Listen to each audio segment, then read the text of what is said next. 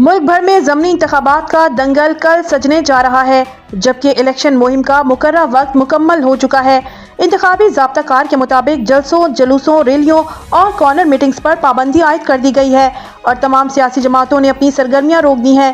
اس بار ضمنی الیکشن قومی اسمبلی کی 6 اور پنجاب اسمبلی کی 7 نشستوں پر ہوگا۔ وفاقی حکومت نے الیکشن کے دوران سیکیورٹی کو فل پروف بنانے کے لیے فوج کی تعیناتی کی منظوری بھی دے دی ہے۔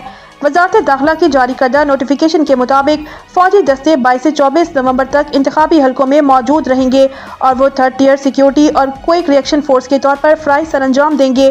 لاہور، فیصل آباد، ساہیوال، ڈیرہ غازی خان، مظفر گڑھ، سرگودا، ہری پور اور میاں والی کے انتخابی حلقوں میں فوج امن و امان برقرار رکھنے کے لیے الرٹ رہے گی۔ سیاسی منظرنامے پر چند حلقے خاص توجہ کا مرکز بنے ہوئے ہیں۔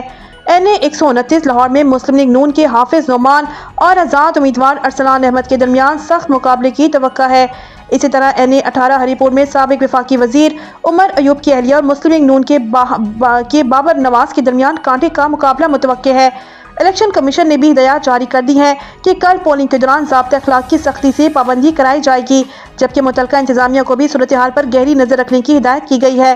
ضمنی انتخابات کے نتائج سیاسی منظرنامے پر اثر ڈال سکتے ہیں اور سیاسی جماعتیں نشستوں کو اپنی طاقت کمری اظہار قرار دے رہی ہیں۔